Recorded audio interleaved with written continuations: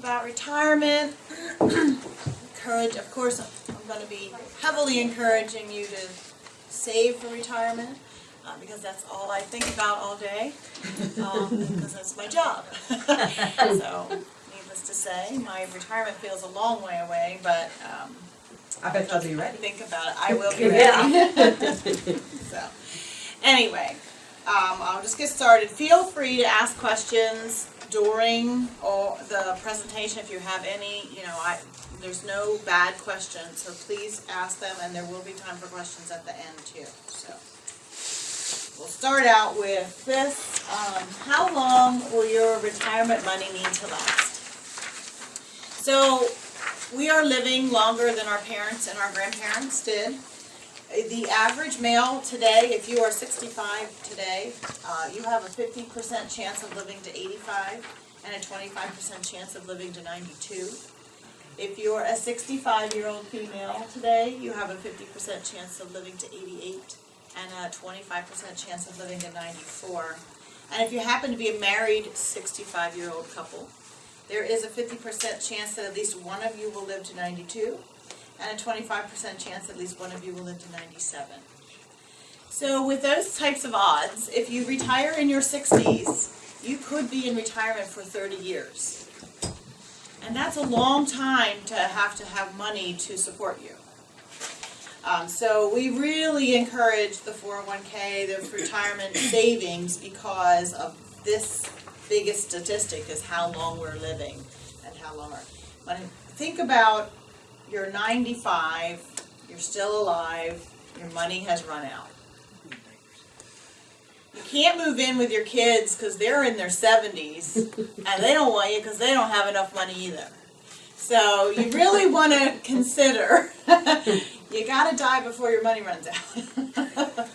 Or you need to make sure your money lasts as long as you live. How are you going to fund your retirement?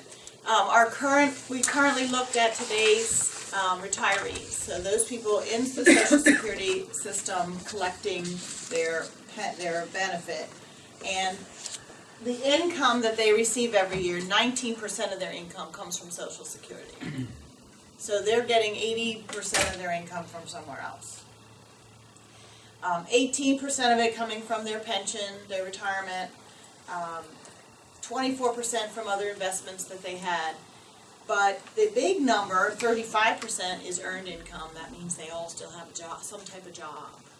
So, and you probably all know someone in retirement who's still kind of semi-working, and maybe it's because they just loved their job so much they just couldn't stop completely, or they just like to be active. But you also may know somebody in retirement who's working because they have to, because they don't have quite enough money. So saving for retirement gives you that chance to choose in retirement whether or not you want to be working. Like, do I want to work or don't I? And let it be your choice. So, another benefit of saving for retirement within the 401k plan is the pre-tax savings that it gives you. And so if you've decided, okay, I've just encouraged you after 2 slides that you definitely need to be putting money away for retirement, so you have enough. Excuse me, something in my eye here. So then you want to decide, okay, where am I going to save? Because you don't have to save in the 401k. You can save for retirement in an IRA, or you can save for retirement just in a savings account. But the benefit of the 401k is that you get pre-tax savings. So the money comes off your paycheck before taxes are withheld, so you don't have to pay tax on that money. And it actually then allows you to have more money to spend each month if you're doing it through the 401k. And we kind of show you that in this example. This particular person makes $3,000 a month, and they want to save $300 of that each month.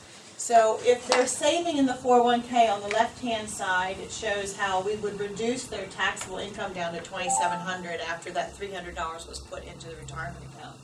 So they'd only have to pay tax on the $2,700. So roughly their take-home pay would be about $2,025.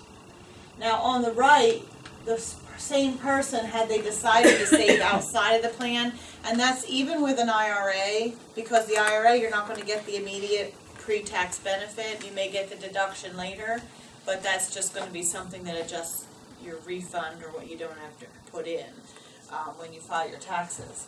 So you're going to pay tax on the full $3,000, save your $300, and then your spendable pay, your take-home pay will be about $1,950. So you actually had more money to spend that month because you saved your money inside the plan versus outside.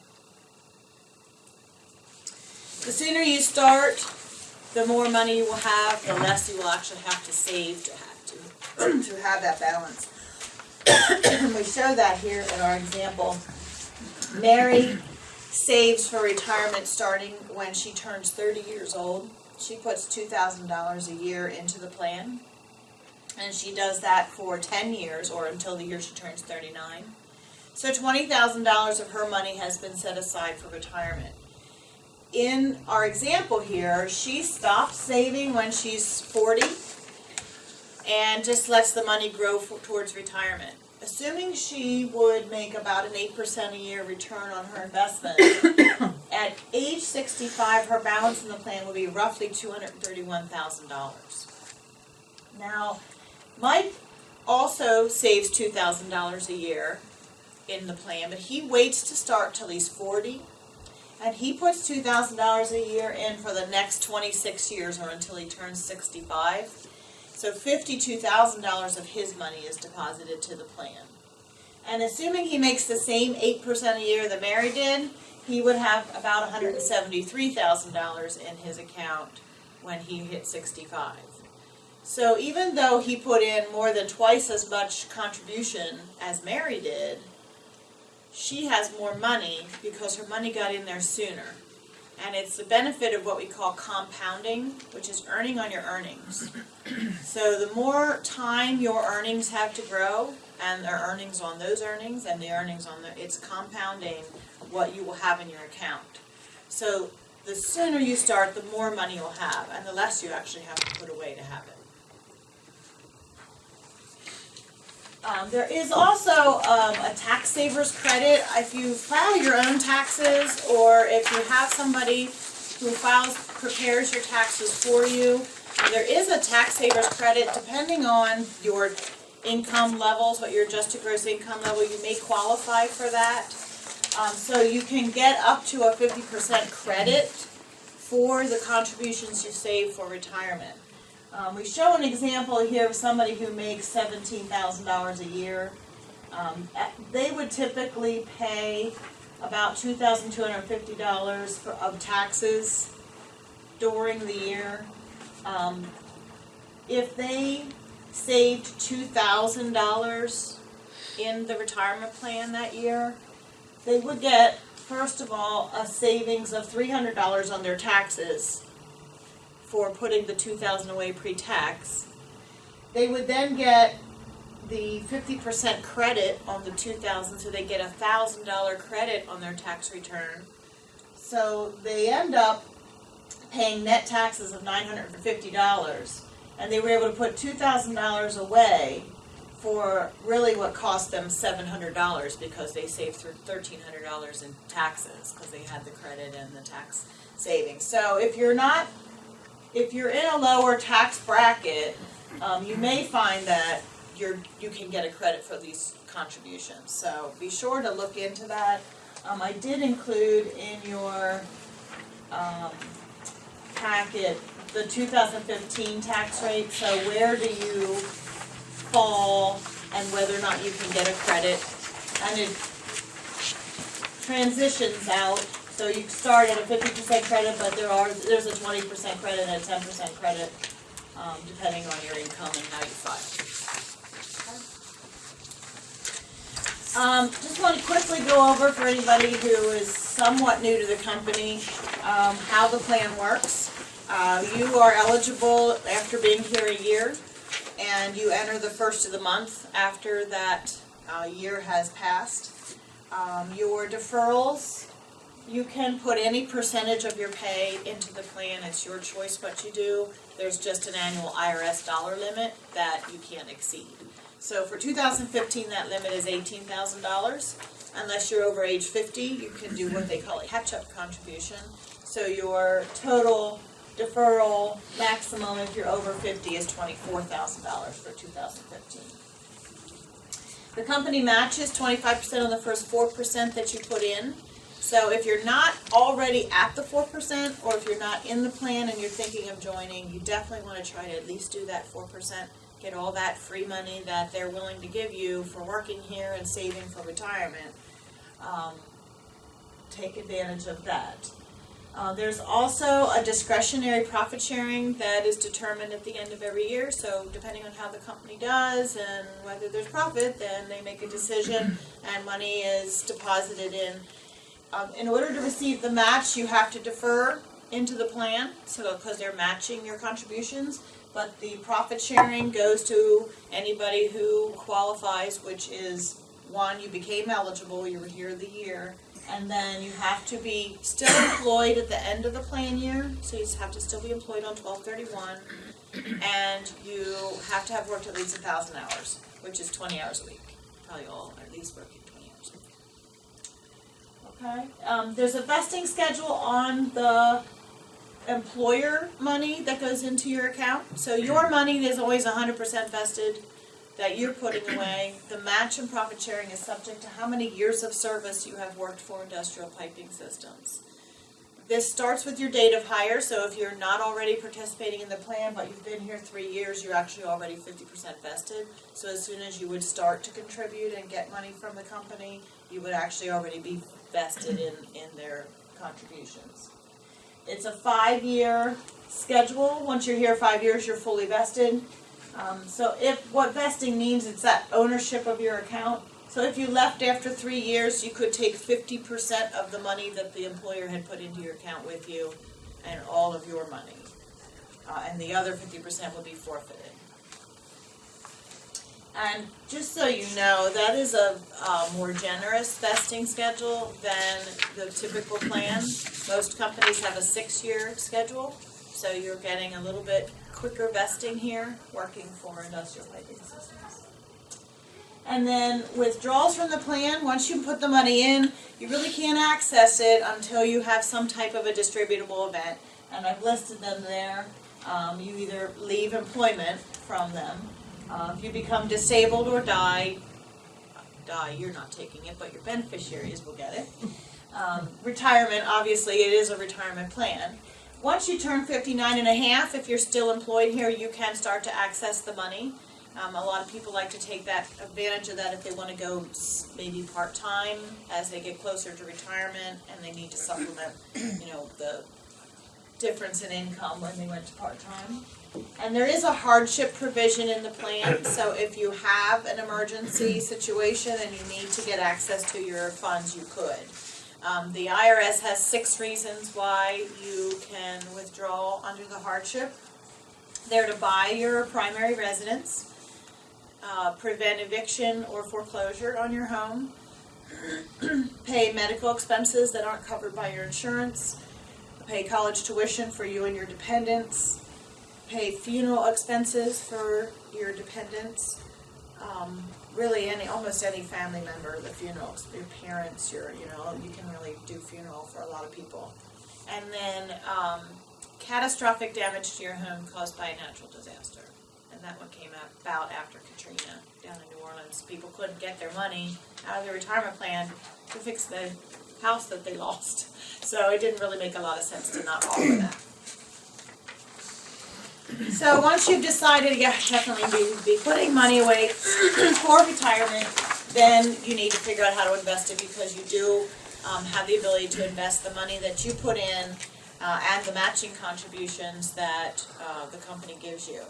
The profit sharing portion of the plan is managed by Fulton Financial Advisors at the direction of Industrial Piping Systems. So that is managed in a balanced portfolio that's kind of a moderate, so it kind of fits all people. But then the rest of the money you get to choose for yourself. And we think there's 3 kinds of investors out there. We put them in these 3 boxes here. We think there's a do-it-for-me investor. a do-it-with-me investor, and a do-it-myself investor.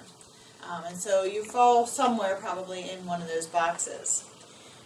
If you are somebody who doesn't know, knows absolutely nothing about investing, or you really don't care about investing, like it's not something that interests you and you don't really want to learn about it, or you don't have time to manage your account because life is crazy busy and you just want somebody who professionally does this for a living to manage it for you, then we would consider you a do-it-for-me investor. So you know you want to save for retirement, but you really just want someone else to manage your account. And in that case, the plan offers the Vanguard Target Retirement Funds, and it's a series of funds with the year in them. So you just have to figure out what year you're planning to retire, and you put your money in that fund with the year closest to that. And then the manager of that fund knows your time horizon. They know how much time you have left to grow your account and how much time you have left to recover if there be a bad year or two in the market. And so they're going to be more aggressive with your money the further away you are from your target year. And they're actually slowly going to get more conservative as they approach that year, which is what every good investor needs to do. And they're going to do it for you. And all you have to do is do a little math in your head and when I plan to retire, and give them that idea. So they can then run that fund based on that time horizon. So everybody in that fund with you is planning to retire around the same time, so they can manage it all the same way. If you go into a Vanguard Target Retirement Fund, the only thing you're telling them is what your time horizon is. You can't talk to them about the risk you're willing to take. So if you feel like you maybe don't want to take a lot of risk, then maybe they aren't the best place, because the further you are from the target year, the more aggressive they are, and you don't get to say, well, don't take that much risk, I'm not comfortable with that. So if that describes you, then you're a more do-it-with-me investor. You want someone to help you out, but you want a little bit of say in how much risk is actually being taken with your account balance. And so if that describes you in any way, you can meet with me today. We had a sign-up sheet. Or you can go to any of our Fulton Bank branches and ask to speak to one of our Fulton advisors and make an appointment with them, and they can meet with you about this. It is a free of charge appointment. You just tell them I work for Industrial Piping Systems and I would like some help with my investments. So that would be a do-it-with-me. And then for the do-it-myself investor, you already know about investing, you love this stuff, you've got somebody else that you go to for an advisor, or your spouse does it, or your neighbor, or your brother-in-law, or whatever. So you want to do it yourself. And for those of you who fall in that category, just so you know, if you haven't been into your account online, there's a lot of tools out there to help you research the funds that are being offered, to give you a list of what's available that you or the person that's helping you can look at and help you with your decisions. When you sit down then, either with me or with an advisor, or you do it yourself, the very first thing you do when investing is figure out what your asset allocation should be. And that is, how much am I going to put in the three asset classes: stocks, bonds, and money market. The more aggressive you want to be, the more you're going to have in the stock market, because it's the most aggressive asset class. It's the highest returning asset class over long periods of time, but it is also the most risky, the most volatile. So the returns in the stock market are going to be very high and very low, and they fluctuate a lot. But over long periods of time, it's where you get the best return. Bonds give you a little less volatility, more stability. You add bonds to your stock portfolio to reduce the risk you're taking in the stock market. And then money market's really just cash. like a savings account. So you're protecting the dollar you're putting into the money market and making some amount of interest. Of course, right now you make nothing in a money market or savings account. If you haven't known that for a while, you're not paying attention. So you can't make anything right now in a money market fund. However, at some point, rates will have to go back up to more normal levels, and then, money market is nice. But right now, it's really not the best place to be, especially 100% money market in your retirement, because you're not growing, you're not compounding your earnings by being in money market. So you pick your risk tolerance, conservative, moderate, or aggressive. How comfortable are you knowing your money's in the stock market? How well do you sleep at night knowing your money's in the stock market? Then you just determine your time horizon or your age, and we recommend how much you should have in each of the asset classes here. We give you a range of percentages because it's a range of ages. So for instance, if you're a moderate investor, age 20 to 40, we tell you should be 60 to 75% in stock. Well, if you're closer to 20, you want to be closer to the 75% stock because you're further from retirement, so you want more stock. So it's an inverse relationship, these ranges. So the closer you are to 20, the closer you want to be to 75% stock. The closer you are to 40, the closer you want to be to 60% stock. Does that make sense?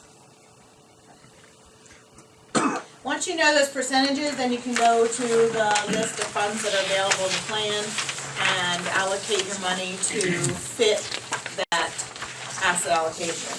So the very first category, principal preservation, those are your money market funds, where if you need money market exposure, you'll put it there. The next two categories, short-term bond, intermediate-term bond, give you that bond exposure. So whatever percentage you need to have in bonds, you would use those funds to do that.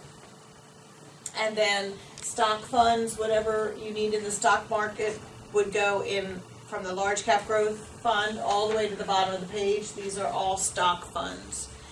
We've given you more stock funds than bond funds because the better diversified you get in the stock market, the less risk you actually are taking. So you're given here large cap, mid cap, small cap categories. Those are all investing in U.S. companies, and large, mid, and small just tells you how big the companies are that you're investing in. The smaller the company you invest in, the more risk you're taking. So the majority of your stock exposure is usually in large U.S. companies, and then you add small cap, international, emerging markets to that to take advantage of what other areas of the market do. The international and emerging markets funds then at the bottom are all investing overseas. The international fund investing in developed countries like Australia and Japan and Europe. And then emerging markets investing in non-developed countries like Brazil and China and Russia and those places. So taking probably the riskiest fund on your list is that emerging markets, but it has some real potential. Those countries have a lot of growth potential to take advantage of. Or those life cycle funds I mentioned for that do-it-for-me investor. All listed here, the Vanguard target retirement funds, where you just decide, here's the year I'm planning to retire, and you put your money in that fund.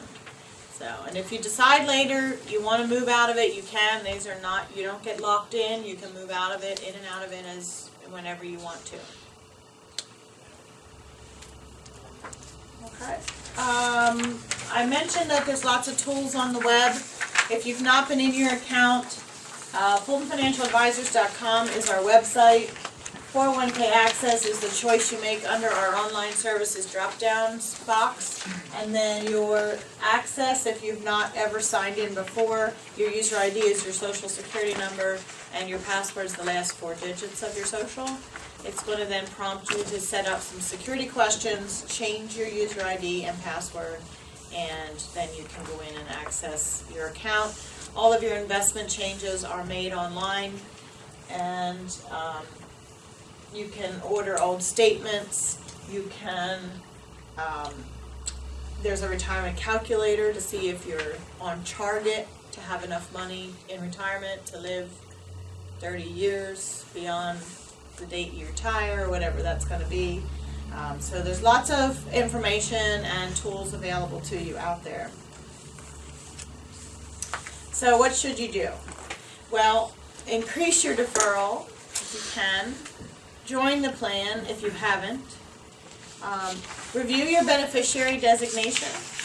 If you had anything change since you joined the plan and didn't change your beneficiary form for the plan, you'll want to do that. You do need to list your spouse as your primary beneficiary. Unless your spouse agrees that they don't want the money, then you can get them to consent on the form in front of a notary that they don't want the money. Then you can name whoever you want. But typically your spouse, if you're married, your spouse is your primary, but you should have at least one contingent in case your spouse dies with you or before you. Yeah, definitely be sure. I've had quite a few deaths in some of my plans in the last month where there's no beneficiary form, or there's a beneficiary form that was so old it doesn't make sense anymore, and it's just a nightmare. So be sure that your beneficiary form is up to date. And you guys, there's a copy of it here, so if you're not sure what's on it, ask to see it and then fill out a new one. I did attach the beneficiary form to the back of your packet to make it very easy if you just want to fill out a new one. If that would just be easier, go ahead. I attached the salary deferral form to encourage you to increase or join the plan. Can minors be listed as primary They beneficiaries? can be. They can be listed, however, understand that the plan will pay their guardian. Yeah, we won't be doing that. Yeah, so unless you have a will that names the guardian, like, most people, you should have a will that says, here's who's gonna get my kids. And that guardian would be who we pay. However, you could set up a trust with an executor of that trust so that your money would go to the trust for the child. And then you have designated somebody on that trust to handle the money. So if it's not the guardian that you want the money to go to, you can do it through your will and have this trust established. But you really want to talk to an attorney about how to do that. But then you can list on the beneficiary form, trust under will for the child's name, and then we know we pay the trust if something happens to you. And then that executor is handling the cash. Those of you who have girlfriends or boyfriends, if you're not 100% sure you're going to stay together, don't put them down, because that's who has to be paid. Yeah. If you've been divorced, all those life changes, double check with me who you have. Yeah, if you've had a kid, gotten married, got divorced, whatever, things change, life happens. And your beneficiary form, this is your chance to say who gets my money. What is the age for the minor? 18. So under 18 is minor.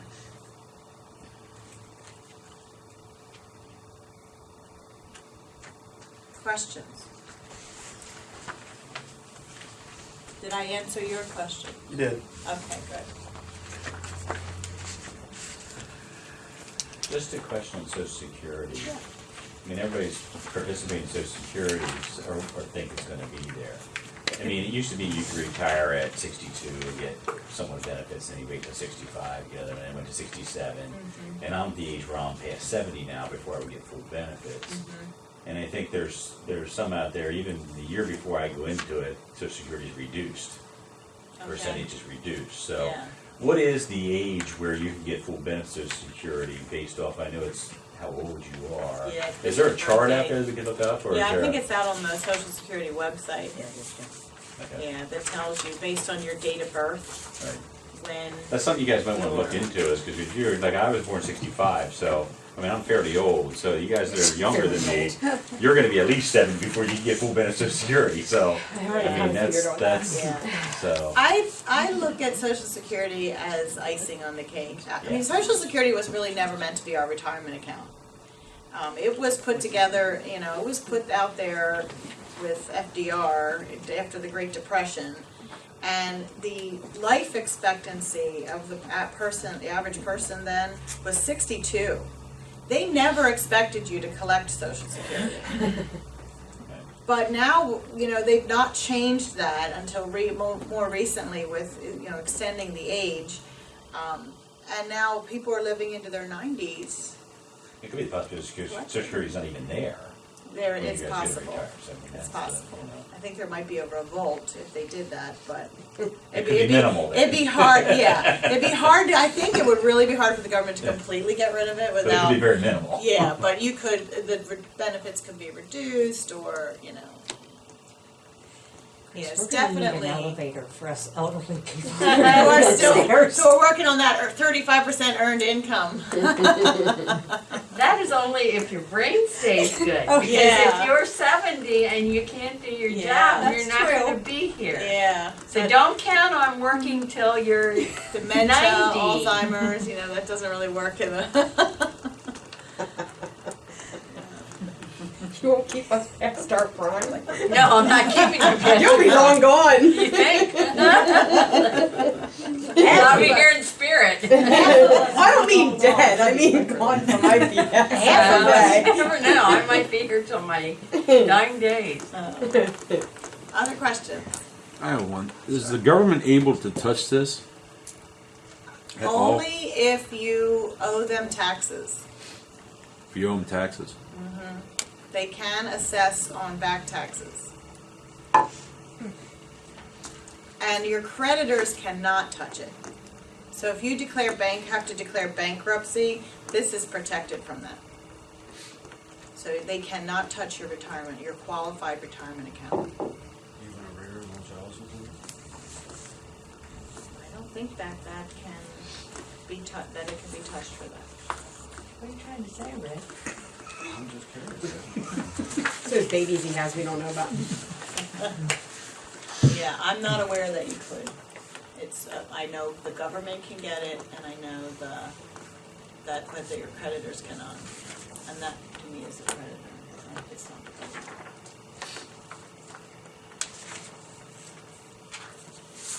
Now, I believe that most of you just recently received a little bit of an increase in your pay. So I'd really invite you to think long and hard about how much you put in, even if you can only jump it 0.5%, 1%. Those of you who remember Doug Grove, he used to jump it, I think it was 0.5% every year.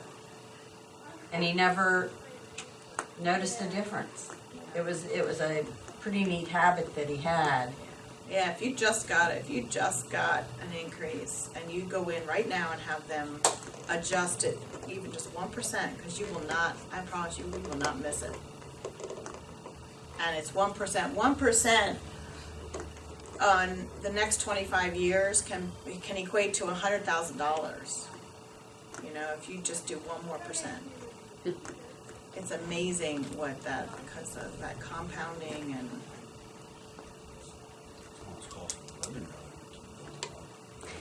You need that raise to keep up with the world, it costs But living you too. don't- Okay, but gas prices. My $5 jar of mayonnaise. If you weigh out and you look at what the taxation will be Yeah. versus not tax, like those examples Amy showed at the beginning, and if you have not signed up, we still have a few slots left. I have Hetty, Lisa Kay, Kathy, Tammy, Tina, Larry, Brenda, Jason, Lisa E, Jared, and John. And Brenda, if there's time. Oh, I said Brenda. There will be. So if you're interested in talking in particulars about your own individual situation, you can meet individually with Amy and talk about those things and kind of work through some of the numbers. Don't come to me in 3 days and say, Chris, what should I do? What should I invest in? Legally, number one, I can't give you advice. Number two, if I did give you advice, it probably would be pretty pitiful because I'm kind of in that category of do it for me. And there's nothing wrong with that. Let the people who know how to do it, do it. Oh, you're totally doing it for me. Who understands this I don't stuff? understand it. You'd be surprised, those life cycle funds, those Vanguard retirement funds, we even have people in our investment department at Fulton that use them for their own retirement account because they don't have the time, because they're managing everybody else's money, and they don't have time to really sit and worry about their own, and they're like, I just put it in that. Because they are really good funds. So don't be afraid of them. Don't think that they're for, just for dummies. They're for people who want somebody who does it for a living, who is going to be managing it on a daily basis to be looking at their account. What about the person who logged on to the website 5 years ago and they didn't remember their password? Yeah, I can. Can I reset- change that? No, Or but you I have can, to? and I can do that today if anybody needs me to do that. Changed about a year ago too, didn't it? Yeah, we made it harder, you had to have a longer and it had, more secure passwords, strong passwords. You see that with a lot of the sites, so, It's a very easy site to get around, but you can see everything thank you. real quick. I mean, you There's just, you nice can just, graph. there is, you can just, there's a lot of information there, there's, And just it go on, I it takes you spent a good amount of seconds. time on it. I think it's pretty user friendly. Thank you. It is gonna change, Oh, for the better. Okay. or go to meeting. I know. Yeah, sometime later this year, they are upgrading our site. They're doing a complete overhaul. They've been working on it for like 2 years. But it's gonna just make it even better. Yeah. I think more, and it's gonna bring it, it's a little outdated, the site. So I think it's just gonna come into the 21st century, just in time. So, any other questions? I'm sorry, I'm kind of jumping ahead. That's all right. Would you put second in line if this person passes? It would Then then go it's- to the next person? No, or not? that would be your contingent beneficiary. If I would read, I would know that. Thank you. That's okay. Yeah, your primary, and then there's a place, if you have more than one contingent or more than one primary, there's a place to put a percentage. So, if you're listing your 3 kids, or 2 kids, or 10 kids, or, you can give a percentage, and if you liked one kid better than the other, this would be the time, because you're gonna be gone till they see this. So, you can finally could even change things quickly. out, or one child took more money to raise than the other one, you wanna even it out with your retirement account. I hope nobody told my mom that. Oh.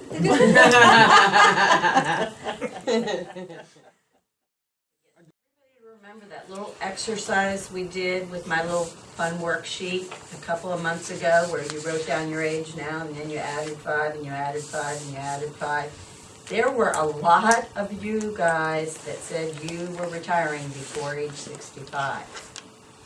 A lot of you. Right, Brenda and Jim? I'm scared for you because I know what you make now and I know what you put into your 401k. And I know you're going to be in the poorhouse if you truly retire before age 65, doing what you're doing now. It's a reality. Hate to bring you back to earth, but Fidelity does a study every year on how much it costs a couple age 65, what they're projecting the cost of health care to be for a couple age 65 that year for their retirement. And last year's amount was $230,000 for health care. And that did not include dental, prescriptions, and long-term care if you needed it. it's a lot of money. So if you only have saved $50,000 or $100,000 in your retirement account, that might all go towards health care.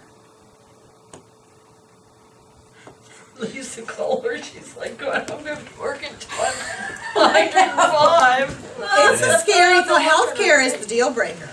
I mean, we all have been working our butts off and saving, even people who have been saving as much as they possibly could, that the government would allow for years and years and years. Healthcare is a deal breaker. It has changed what our possibilities are. And don't think Medicare is gonna take care of you. And it is not gonna So- get any better.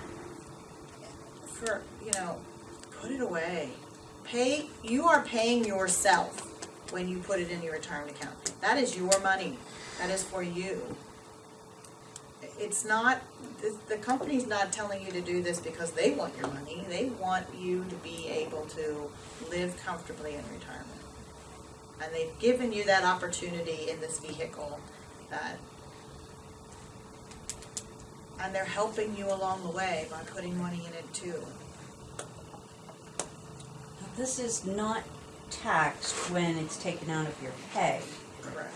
Okay, and do you have to reach a certain age to where you can take it with, or is it always taxed when it comes out? Always taxed when it comes out. So you don't pay it up front, you pay it later. You pay it later.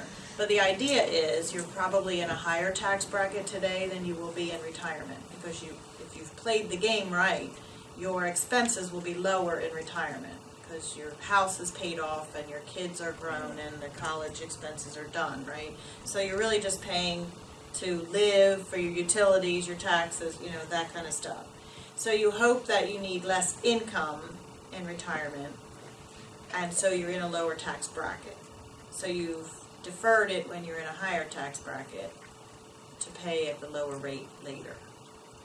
And you only take out of when you retire from here, you'll roll this money into an IRA, which continues to protect it for taxes. And then every year, you will just pull out of your IRA the amount you need to supplement what other income you have. And that's Social Security, if it's something else, if it's a part-time job or whatever. So you'll have that piece coming out, and you'll only have to pay then on what you've withdrawn. And then the money that you don't, it's still in the IRA, is also still growing. You're still going to be in the stock market to some extent, even in retirement with your account. You can't get out of it completely. You have to grow. You need to be growing the account as fast as you're taking the money out.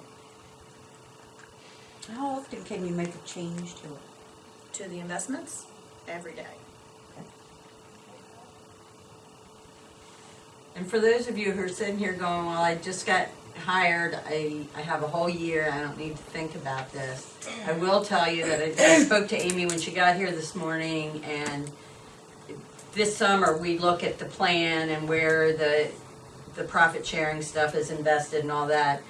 I plan at this point to make a change to that 1 year rule and make it a little bit that you can get in a little sooner than the 1 year.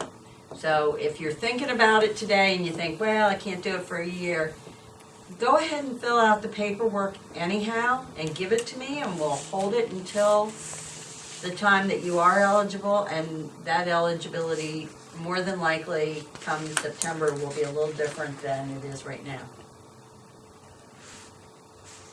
To change the percentage, isn't it only twice a year we can do it at IPS? No, we changed that a while Oh, ago. okay. I think it's, I can tell you.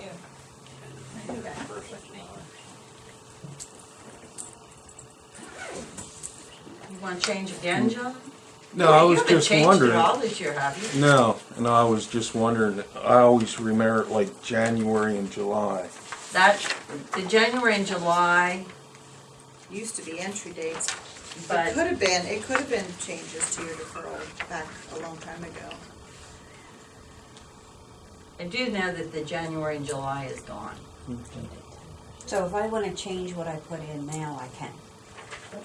So I can see you then, Brenda.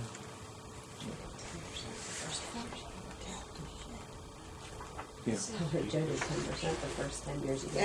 You can change your deferral percentage the first day of the next payroll period.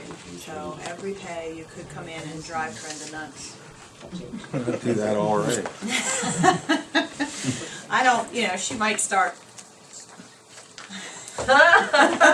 doing things, I might try pulling pranks on We can people. charge him a fee, Brenda.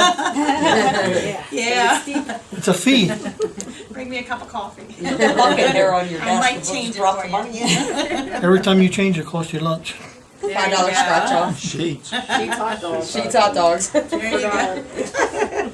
I will get one free. John's gonna be broke, he's not gonna be able to retire because he has to keep buying people lunches.